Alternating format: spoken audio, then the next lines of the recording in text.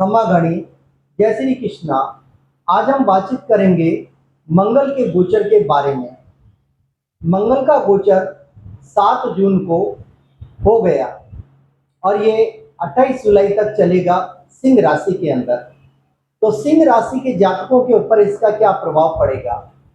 देखिए, आपका चंद्रमा जन्म कुंडली के अंदर यदि 5 नंबर में लिखा हुआ है तो यह आपकी सिंह राशि है। तो सिंह राशि के ऊपर इस मंगल के गोचर का क्या प्रभाव पड़ता है, इसके बारे में आज हम चर्चा करेंगे। देखिए, सिंह राशि में पहले से ही केतु ग्रह विद्यमान है। तो मंगल और केतु दोनों की जो युति होती है, इसे हम बोलते हैं अंगारक योग। इस अंगारक योग के कारण आप में थोड़ी एग्रेशन तो आ चुकी है, गुस्सा तेज आ रहा है आपको, अहंकार भी हो रहा है, लेकिन आपके शरीर में मंगल ने यहाँ पर ऊर्जा जबरदस्त भर दी।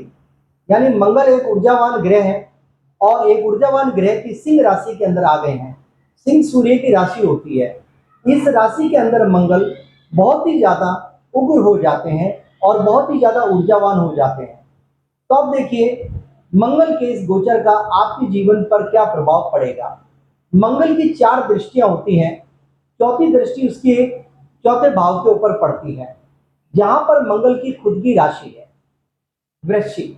तो वृश्चिक राशि के ऊपर जब मंगल की दृष्टि पड़ेगी तो खुद के घर के ऊपर जब भी कोई ग्रह देखता है तो उस घर का हमेशा फायदा देता है। यानी आपकी माता का स्वास्थ्य अच्छा करेगा। यदि आप अपने मकान के अंदर रिनोवेशन का काम करवाना चाहते हैं तो यहाँ पर रिनोवेशन होता हुआ दिखाई देता है।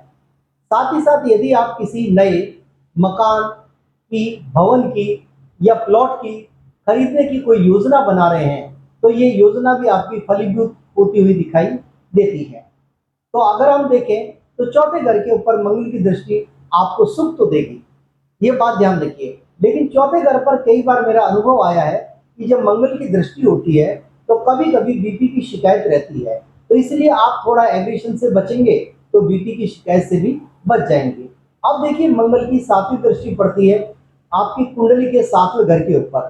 7वां घर हमारा जीवन साथी का है। तो जीवन साथी से थोड़े बहुत तो मतभेद आपके रहेंगे, यानी वैचारिक मतभेद है। कोई तलाक जैसी नौबत नहीं आएगी, तो वैचारिक मतभेद तो आपके जीवन में थोड़ा बहुत रहेगा इस मंगल के कारण। अब बात ये आती है, यदि आप कोई पार्टनरशिप में व्यवसाय कर रहे हैं तो इस व्यवसाय के अंदर आपको फायदा होता हुआ दिखाई देता है। लेकिन फिर भी ध्यान रखिए, आप दोनों पार्टनर के बीच में शक की सुई थोड़ी बहुत एक दूसरे के ऊपर जरूर घूमती है। इस बात का अगर आप ध्यान रखेंगे, सारे कॉन्सेप्ट को क्लियर करते हुए अगर आप चलते हैं तो ये समस्या भी आपकी दूर हो जाएगी। मंगल की 8वीं दृष्टि पड़ती है आपकी कुंडली के 8वें घर के ऊपर। 8वें घर पर जब भी मंगल की दृष्टि पड़ेगी तो यहाँ से मंगल थोड़ा सा आपको ध्यान देना पड़ेगा कि वाहन चलाते समय आप थोड़ी सावधानी बरतें। इसके अलावा मंगल अगर आपको यहाँ पर कोई पैतृक संपत्ति का मामला अगर आपके अंदर विवादास्पद है परिवार के अंदर, वो सॉल्व हो सकता है।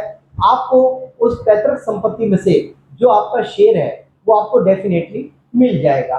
तो मंगल का ये गोचर आपके लिए कुल मिलाकर के तो बढ़िया है, लेकिन यहाँ पर थोड़ा बहुत आपको ध्यान देना पड़ेगा, क्योंकि मंगल और केतु की दोनों की जब भी युति होती है तो स्किन डिजीज वगैरह होती रहती है।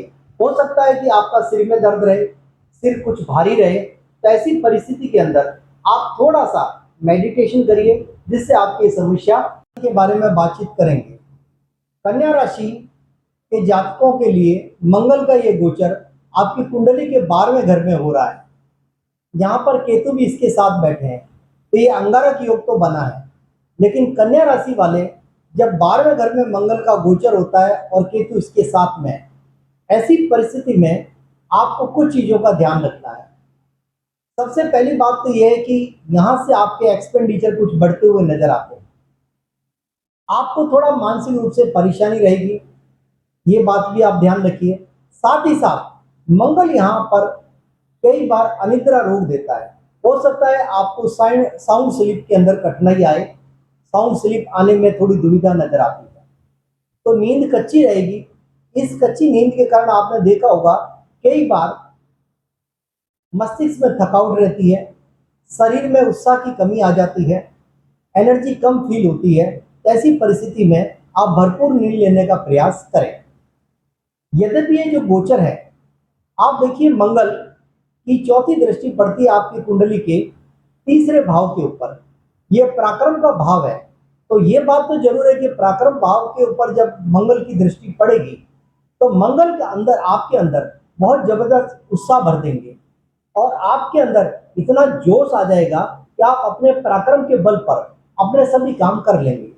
यहाँ पर मंगल आने के बाद में कुछ अप्रत्याशित घटनाएं आपके जीवन में घटित करवाएंगे, ऐसी घटनाएं जिनके बारे में कभी आपने कल्पना नहीं करी थी। अब देखिए मंगल की सातवीं दृष्टि पड़ती है आपकी कुंडली के छठे घर के ऊपर। छठे घर के ऊपर जब मंगल की दृष्टि पड़ेगी तो मंगल यहाँ पर शत्रु अंता योग बनाता है, यानी शत्रुओं का नाश करते हैं। अगर आपके जीवन में कोई शत्रु है तो ये शत्रु स्वतः ही चुपचाप हो जाएंगे। यदि आपका कोई कोर्ट का केस चल रहा है तो इस कोर्ट केस के अंदर आपको विजय मेरे को दिखाई देती है, या आपका शत्रु आपके सामने झुक जाएगा और झुक करके कोई ना कोई समझौतावादी रुख अपनाएगा। लेकिन यहाँ पर मंगल की दृष्टि आपके ऋण को कम करती है। देखिए ऋण एक दिन में नहीं उतरता है। अगर कोई ज्योतिष में कहे कि आपका ऋण समाप्त हो जाएगा, समाप्त नहीं होगा लेकिन धीरे धीरे कम होने लग जाएगा, ये बात मैं कह सकता हूँ। लेकिन मंगल की आठवीं दृष्टि पड़ती है आपकी कुंडली के सातवें घर के ऊपर। ये दृष्टि थोड़ी अच्छी नहीं है। इस परिस्थिति में आप थोड़ा ध्यान दीजिए। आपके अपने जीवन साथी से कुछ मतभेद होंगे, कुछ वैचारिक मतभेद भी चलेंगे और कुछ तनाव वगैरह भी चल सकता है। तो ऐसी परिस्थिति में यदि आप संयम के साथ अपना जीवन व्यतीत करते हैं तो आप इसके ऊपर ओवरकम कर लेंगे। लेकिन यहाँ पर पार्टनरशिप से कुछ लाभ दिखाई नहीं देता है, पार्टनरशिप से कुछ लॉस दिखाई देता है। तो मेहरबानी करके अपने पार्टनर के साथ आप अपने रिश्तों को मजबूत करिए, अच्छे करिए और आगे बढ़िए। अब लास्ट में मेरा आपसे विनम्र निवेदन, मेरे चैनल को सब्सक्राइब करिए, शेयर करिए और नीचे मेरे व्हाट्सएप नंबर दे रखे हैं। तो व्हाट्सएप नंबर पर आप मुझे अपनी जन्म तिथि, अपना जन्म का समय और आपका बर्थ प्लेस लिख करके एक क्वेश्चन निःशुल्क पूछ सकते हैं। इसमें आपका हमेशा स्वागत रहेगा। और अंत में एक बात और, बहुत अच्छे कमेंट्स दीजिए, आपके जैसा जचे वैसे अच्छे अच्छे कमेंट्स दीजिए।